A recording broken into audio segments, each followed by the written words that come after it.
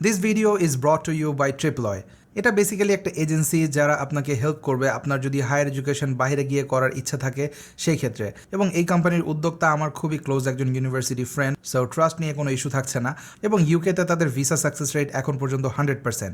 এবং তাদের কাছে আপনারা এন্টায়ার গাইডলাইন পেয়ে যাবেন যে কীভাবে আপনি প্রসেস করবেন আপনার ফাইলগুলো, অথবা আপনি স্কলারশিপের জন্য কীভাবে অ্যাপ্লাই করবেন and so many other things.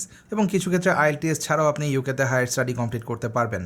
আসসালামু আলাইকুম, আমি রাতুল আছি আপনাদের সাথে এবং আজকের ভিডিওতে দেখাবো 60,000 টাকার একটা পিসি বিল্ড। এবং এই পিসিটা বেসিক্যালি আমি বানাচ্ছি আমার পার্সোনাল ইউজের জন্য। আপনারা জানেন যে এতদিন আমি বাসা থেকেই নর্মালি ভিডিওগুলো বানাতাম, বাট সম্প্রতি আমি এই নতুন স্টুডিও নিয়েছি এবং এই স্টুডিওতে বেসিক্যালি আমার যে বাসার পিসি, অর্থাৎ আমি যেই 400K একটা পিসি বানিয়েছিলাম কিছুদিন আগে, সেটার ভিডিও আমার চ্যানেলে অলরেডি রয়েছে। তো সেই পিসিটা খুব শীঘ্রই আমি আমার স্টুডিওতে নিয়ে চলে আসবো এবং বাসার জন্যই বেসিক্যালি এই পিসিটা বিল্ড করছি, যেখানে আমি টুকটাক গেম খেলবো এবং আমার যদি ইমার্জেন্সি কোনো কাজ হয় সেই কাজগুলো আসলে সেরে ফেলা যায়, এরকম একটা বিল্ড এটা। তো এখানে আমি কোন কোন কম্পোনেন্টগুলো ব্যবহার করেছি এবং কোনটা কেন ব্যবহার করেছি সেটা একটু বলে দেওয়া যাক। তো প্রথমেই রয়েছে আমাদের প্রসেসর, যেটা 12400 ইন্টেলের 12th জেনারেশনের একটি i5 প্রসেসর। এবং এই প্রসেসর দিয়ে কিন্তু একটা বিল্ড অলরেডি আমাদের চ্যানেলে রয়েছে, যেটা 100K গেমিং পিসি। এবং আমাদের বিল্ডে মাদারবোর্ড হিসেবে রয়েছে অ্যাজরকের ফ্যান্টম গেমিং 4B660M। এই মাদারবোর্ড কম্বোটাতেই বেসিক্যালি আমাদের একটা বিল্ড রয়েছে অলরেডি 100K। তবে এই বিল্ডের সাথে ওইটাতে কিছু পার্থক্য রয়েছে, যেটা আমরা ডাউন দ্য রোড আলোচনা করব। এবং যখন আমি এই পিসি বিল্ডের প্ল্যান করছিলাম তখন আসলে কোর্সার বাংলাদেশকে আমি জানাই এটা। তো আমাদেরকে র্যাম হিসেবে তারা পাঠিয়েছে 16GB এই কিট, যেটা কোর্সার ভেঞ্জেন্স 8GB প্রো এবং এটা হোয়াইট কালার। শুধু তাই না, এই বিল্ডে যে পিসিউটা আমি ব্যবহার করেছি HX 850, এটা একটা প্ল্যাটিনাম রেটেড পাওয়ার সাপ্লাই। এবং অনেকেই এখন প্রশ্ন করতে পারেন আসলে এই 60K বাজেট রেঞ্জে আসলে প্ল্যাটিনাম রেটেড পাওয়ার সাপ্লাই কেন প্রয়োজন। ওয়েল, আমি আমার ইউজ কেস সিনারিওটা বলি। আমি সাধারণত এটাকে একটা টেস্ট বেঞ্চ হিসেবে ব্যবহার করব। এবং আপনারা জানেন অনেক সময় কিন্তু বিভিন্ন হাই এন্ডের গ্রাফিক্স কার্ড আমাকে ইউজ করতে হয়, তো সেই ক্ষেত্রে পাওয়ার সাপ্লাই সোয়াপ করাটা আসলে বেশ কষ্টসাধ্য। সো সেই দিক থেকে আমার মনে হয় এই পাওয়ার সাপ্লাইটা আমাকে অনেক বেশি হেল্প করবে লং টার্মে। আর তাছাড়া এটাতেও আমার বেশ বড়সড় একটা ডিসকাউন্ট দিয়েছে Coursera Bangladesh, so big shout out to them. আর তাছাড়া এখানে আপনারা বেশ কিছু এলকাটোর পেরিফেরালস দেখতে পাচ্ছেন, যেগুলো আমি সাধারণত আমার স্ট্রিমিংয়ের কাজে ব্যবহার করব। বাসা থেকে আমি মাঝে মাঝে স্ট্রিমিং করি ভ্যালোরেন্ট। যেমন এখানে রয়েছে এলকাটোর ফেস ক্যাম, আর এটা ওয়েভ 3 প্রিভিয়াসলি এটা রিভিউ আমি অলরেডি করেছি আমার চ্যানেলে, তো সেটাও চাইলে আপনারা দেখতে পারেন। আর তাছাড়া এই বিলটা আমি যে স্টোরেজ ব্যবহার করছি সেটা আমার প্রিভিয়াস একটা বিল্ডের, উইচ ইজ HP EX 900, এবং এটা শুধুমাত্র আমার সি ড্রাইভের জন্য ব্যবহৃত হবে। আর বাকি যে স্টোরেজ সেটা সাধারণত আমি আমার পোর্টেবল একটা SSD রয়েছে সেটাতেই ব্যবহার করব। দেন আসে কেসিং, এবং কেসিংটা হচ্ছে টেক ওয়্যারের, এবং এই কেসটাও কিন্তু বাজেট রেঞ্জে বেশ চমৎকার একটা কেস। এটার দাম 4800 টাকা। এটাতে 4টা 8GB ফ্যান আপনারা বিল্ট ইন পাবেন, তো সব মিলিয়ে এটাও বেশ ভালো একটা option.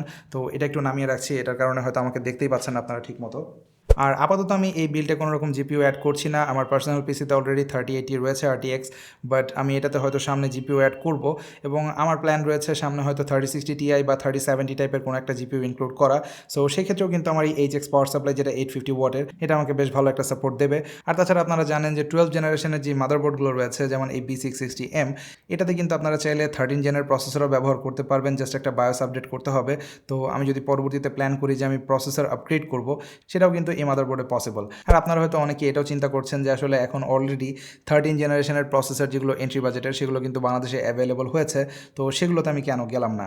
Well, first of all আমি মাদারবোর্ড প্রসেসরের কম্বো একটা ভালো ডিল পেয়েছিলাম, যার কারণেই আমার এই প্রসেসর মাদারবোর্ডটা নেওয়া। আর তাছাড়াও এটাতে কিন্তু যদি আপনারা নতুনও কিনতে চান, এটার দাম বর্তমানে 20,000 টাকার আশেপাশে, আর এই মাদারবোর্ডটা সম্ভবত 14-15 হাজার টাকার আশেপাশে। অন্যদিকে 13400 বা 13400F এই প্রসেসরগুলো কিন্তু স্টিল এটা থেকে 4-5 হাজার টাকা, এবং যদি আপনারা 13400-এর কথা বলেন সেটা কিন্তু প্রায় 7-8 হাজার টাকা বেশি। এবং এই 12400 থেকে কিন্তু 13400 বা 13400F অ্যারাউন্ড 20% ফাস্টার, বাট সেটা কিন্তু শুধুমাত্র প্রোডাক্টিভিটিতে। এবং গেমিংয়ে যদি বলি, কিছু স্পেসিফিক গেমে আপনারা বেটার পারফরমেন্স পাবেন, লাইক যে গেমগুলো অনেক বেশি CPU ইন্টেন্সিভ, যেমন FPS গেম লাইক ভ্যালোরেন্ট বা CSGO, এই গেমগুলো। অন্যদিকে আপনি যদি AAA গেমগুলো বেশি খেলে থাকেন, সেক্ষেত্রে আমার মনে হয় 12400 13400-এ খুব বেশি পার্থক্য হবে না। সেক্ষেত্রে আপনি এই 6-7 হাজার টাকা এক্সট্রা আপনার যদি GPU-তে খরচ করেন, আপনি কিন্তু বেটার পারফরমেন্স পাবেন বা বেটার FPS পাবেন। আর হ্যাঁ, আরেকটা ব্যাপার, আমার 12400-এর সাথে ইনিশিয়ালি আমি প্ল্যান করেছিলাম যে এটার বক্সে যেই কুলারটা আসে, বেসিক কুলার, সেটাই ব্যবহার করব। বাট পরবর্তীতে ভাইব গেমিং থেকে আমাকে এই টেক ওয়্যারের 240mm AIO কুলারটা পাঠানো হয়, এবং এই কুলারটা আমার মনে হয় মোর দেন সাফিসিয়েন্ট এই প্রসেসরের জন্য। ইভেন আমি যদি পরবর্তীতে 13 জেনেও আপগ্রেড করি, সেটার জন্য মোটামুটি এই কুলারটা যথেষ্ট কেপেবল। আর টেক ওয়্যারের এই কুলারগুলো কিন্তু এখন সিগনিফিকেন্টলি ডিসকাউন্টেড প্রাইসে সেল করছে ভাইব গেমিং, যেখানে 240mm AIOটা আপনারা পাবেন 6500-এ, আর 360mm যেটা, সেটা 7800 টাকায়। সো আপনারা যারা ইন্টারেস্টেড তাদের জন্য লিঙ্ক থাকবে ডিসক্রিপশন বক্সে। অলরাইট, তো কোন কম্পোনেন্টস কেন চুজ করেছি, আশা করি এটা নিয়ে আপনাদেরকে একটা আইডিয়া দিতে পেরেছি। এখন আর দেরি না করে চলে যাওয়া যাক বিল্ডে।